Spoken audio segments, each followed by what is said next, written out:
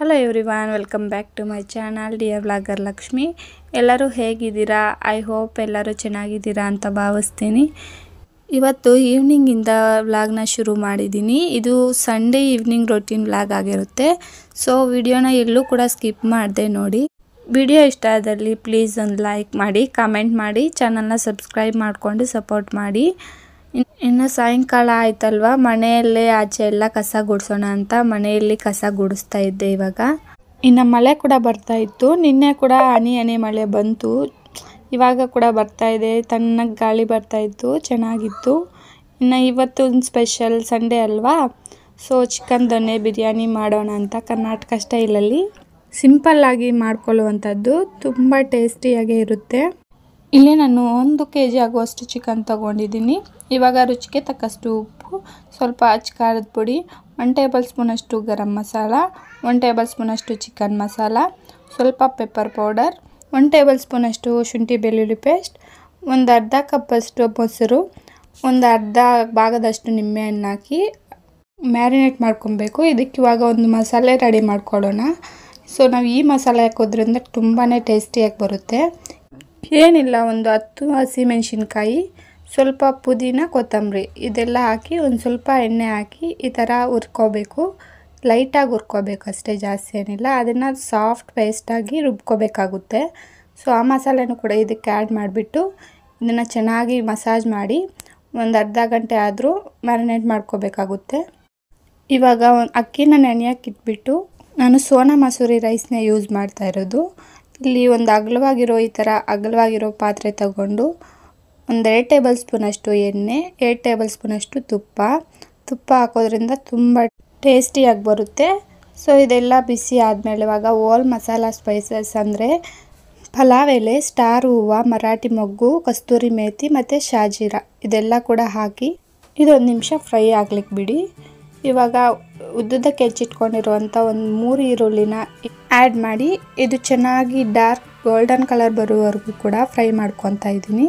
ಈ ಥರ ಬಿರಿಯಾನಿಗೆ ಈರುಳ್ಳಿ ಮತ್ತು ಟೊಮೊಟೊ ಈ ರೀತಿ ಸಣ್ಣಕ್ಕೆ ಉದ್ದಕ್ಕೆ ಕಟ್ ಮಾಡಿ ಹಾಕ್ಕೊಂಡ್ರೆ ತುಂಬಾ ಚೆನ್ನಾಗಿರುತ್ತೆ. ಈರುಳ್ಳಿ ಕೂಡ ತುಂಬ ಚೆನ್ನಾಗಿ ಫ್ರೈ ಆಗುತ್ತೆ. ಸೊ ಅದೇ ಥರ ಹೆಚ್ಚಿಟ್ಕೊಂಡಿರುವಂಥ ಟೊಮೊಟೊ ಕೂಡ ಆ್ಯಡ್ ಮಾಡಿ, ಇಲ್ಲಿ ಟೊಮೊಟೊ ಕೂಡ ನಾನು 3 ತೊಗೊಂಡಿದ್ದೀನಿ, ಚೆನ್ನಾಗಿ ಹಣ್ಣಾಗಿರುವಂಥದ್ದು. ಅದನ್ನು ಕೂಡ ಆ್ಯಡ್ ಮಾಡಿ, ಮತ್ತು ಇಲ್ಲಿ 1 ಟೇಬಲ್ ಸ್ಪೂನಷ್ಟು ಶುಂಠಿ ಬೆಳ್ಳುಳ್ಳಿ ಪೇಸ್ಟ್ ನಾವು ಆವಾಗಲೇ ಚಿಕನ್ಗೂ ಕೂಡ ಹಾಕಿರೋದ್ರಿಂದ ಸ್ವಲ್ಪ ಇಲ್ಲಿ ಕಡಿಮೆ ಹಾಕ್ಕೊತಾ ಇದ್ದೀನಿ. ಇದು ಆದಷ್ಟು ಫ್ರೆಶ್ ಆಗಿದ್ದರೆ ತುಂಬ ಚೆನ್ನಾಗಿರುತ್ತೆ. ಇದು ಕೂಡ ಹಾಕಿ ಇದನ್ನು ಲೋ ಫ್ಲೇಮಲ್ಲೇ ಫ್ರೈ ಮಾಡ್ಕೊಬೇಕಾಗುತ್ತೆ. ಈ ರೀತಿ ಮಧ್ಯದಲ್ಲಿ ಕೈ ಆಡಿಸ್ಕೊತಾ, ಇಲ್ಲಾಂದರೆ ತಲ ಅಂಟ್ಬಿಡೋ ಚಾನ್ಸಸ್ ಇರುತ್ತೆ. ಟೊಮೊಟೊ ಕೂಡ ಸಾಫ್ಟಾಗಿ ಫ್ರೈ ಆಗಿ ಮತ್ತು ಶುಂಠಿ ಬೆಳ್ಳುಳ್ಳಿ ಪೇಸ್ಟ್ ಎಲ್ಲ ಹಸಿ ವಾಸನೆ ಹೋದ್ಮೇಲೆ ಮ್ಯಾರಿನೇಟ್ ಮಾಡಿ ಇಟ್ಕೊಂಡಿದ್ವಲ್ಲ, ಸೊ ಆ ಚಿಕನ್ನ ಕೂಡ ಆ್ಯಡ್ ಮಾಡ್ತಾ ಇದ್ದೀನಿ. ಚಿಕನ್ ಆ್ಯಡ್ ಮಾಡಾದ್ಮೇಲೆ ಇದನ್ನು ಕೂಡ ಒಂದು ಮೀಡಿಯಮ್ ಫ್ಲೇಮಲ್ಲೇ ಒಂದು 15 ಮಿನಿಟ್ಸ್ ಕುಕ್ ಮಾಡ್ಕೋಬೇಕು. ಚೆನ್ನಾಗಿ ಲಿಡ್ನ ಕ್ಲೋಸ್ ಮಾಡಿ ಒಂದು 15 to 20 ಮಿನಿಟ್ಸ್ ಕುಕ್ ಮಾಡ್ಕೋಬೇಕು. ಮಧ್ಯದಲ್ಲಿ ಈ ರೀತಿ ಕೈ ಆಡಿಸ್ತಾ ನೋಡ್ಕೊತ ಫ್ರೈ ಮಾಡ್ಕೋಬೇಕು. ಇಲ್ಲಾಂದರೆ ನಾವು ನೀರು ಹಾಕಿರಲ್ವಲ್ಲ, ಸೊ ಅದರಿಂದ ತಲ ಅಂಟೋ ಚಾನ್ಸಸ್ ಇರುತ್ತೆ. ಇವಾಗ ಇದಕ್ಕೆ ಇನ್ನೂ ಸ್ವಲ್ಪ ಎಕ್ಸ್ಟ್ರಾ ಮಸಾಲೆ ಆ್ಯಡ್ ಮಾಡೋಣ. 1 ಟೇಬಲ್ ಸ್ಪೂನಷ್ಟು ಧನಿಯಾ ಪೌಡರ್, ಒಂದು ಸ್ವಲ್ಪ ಉಪ್ಪು, ಒಂದು 2 ಟೇಬಲ್ ಸ್ಪೂನಷ್ಟು ಚಿಕನ್ ಬಿರಿಯಾನಿ ಮಸಾಲ. ಇಲ್ಲೇ ನಾವು ಉಪ್ಪು ಖಾರ ನೋಡಿಕೊಂಡು ಸರಿ ಮಾಡ್ಕೋಬೇಕಾಗುತ್ತೆ, ಹೆಚ್ಚು ಕಮ್ಮಿ ಏನಾದರೂ ಆಗಿದ್ದರೆ.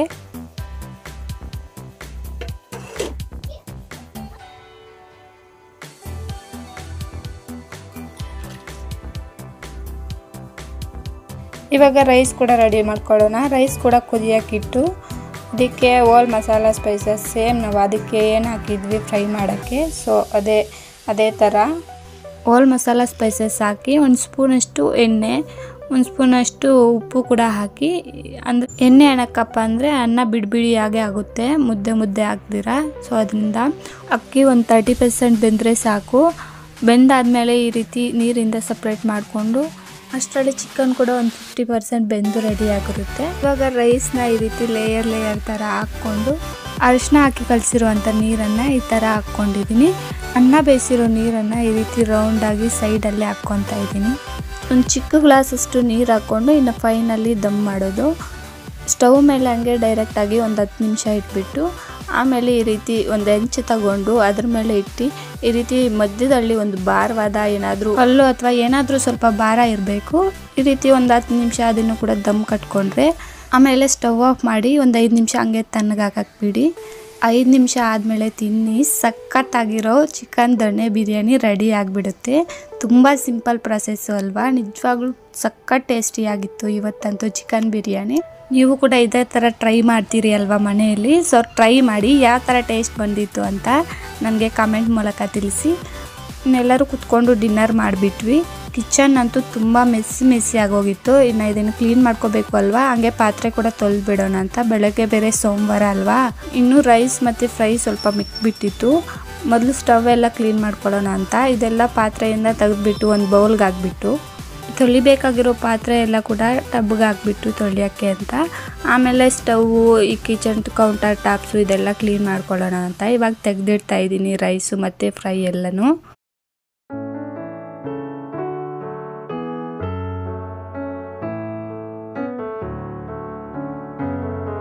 ಇಲ್ಲಿ ನೋಡ್ತಾ ಇದ್ದೀರಲ್ಲ ಸ್ಟವ್ ಎಲ್ಲ ಎಷ್ಟೊಂದು ಗಲೀಜಾಗಿಬಿಟ್ಟಿದೆ ಅಂತ. ಅದಕ್ಕೆ ಮೊದಲು ಸ್ಟವ್ನ ಈ ರೀತಿ ಸ್ಕ್ರಬ್ಬರಿಂದ ಸ್ಕ್ರಬ್ ಮಾಡಿಬಿಟ್ಟು ನೀಟಾಗಿ, ಆಮೇಲೆ ಕೆಳಗಡೆ ಕೌಂಟರ್ ಟಾಪ್ ಎಲ್ಲ ಅದನ್ನು ಕೂಡ ಉಜ್ಜಿ ನೀಟಾಗಿ ನೀರು ಹಾಕಿ ತೊಳೆದ್ಬಿಟ್ಟು ಆಮೇಲೆ ಒರೆಸ್ಕೊಂಡ್ರೆ ಆಗೋಯ್ತು. ಕಿಚನ್ ನಾವು ಎಷ್ಟೇ ಕ್ಲೀನಾಗಿ ಇಟ್ಕೋಬೇಕಂದ್ರೂ ಕೂಡ ಅಡುಗೆ ಆದಮೇಲೆ ಮತ್ತೆ ಈ ರೀತಿ ಮೆಸ್ಸಿ ಆಗೋಗ್ತಾ ಇರುತ್ತೆ. ಸೊ ಅದರಿಂದ ಆವಾಗೇ ಕ್ಲೀನ್ ಮಾಡ್ಕೊಂಡ್ಬಿಟ್ರೆ ಚೆನ್ನಾಗಿರುತ್ತೆ ನಮಗೂ ಕೂಡ. ಕಿಚನ್ ನೋಡೋಕ್ಕೆ ನೀಟಾಗಿದ್ರೇ ನಮಗೂ ಕೂಡ ಅಡುಗೆ ಎಲ್ಲ ಮಾಡೋಕ್ಕೆ ಮನಸ್ಸು ಬರುತ್ತೆ. ನೋಡಿ ಇವಾಗೆಲ್ಲ ಕ್ಲೀನ್ ಮಾಡಿಬಿಟ್ಟೆ. ಇನ್ನು ಈ ಪಾತ್ರೆ ಕೂಡ ಎಲ್ಲ ತೊಳೆದ್ಬಿಟ್ಟು ಅದನ್ನು ಕೂಡ ಎತ್ತಿಟ್ಬಿಟ್ಟು ಇನ್ನೇನು ಲೈಟ್ ಆಫ್ ಮಾಡಿ ಮಲ್ಕೊಳ್ಳೋದೆ. ಇಷ್ಟು ಇವತ್ತಿನ ಒಂದು ವ್ಲಾಗ್ ಆಗಿರುತ್ತೆ. ಸೊ ಈ ವಿಡಿಯೋ ಇಷ್ಟ ಆಗಿದ್ರೆ ಪ್ಲೀಸ್ ತಪ್ಪದೆ ಒಂದು ಲೈಕ್ ಮಾಡಿ, ಶೇರ್ ಮಾಡಿ, ಕಮೆಂಟ್ ಮಾಡಿ. Thank you for watching.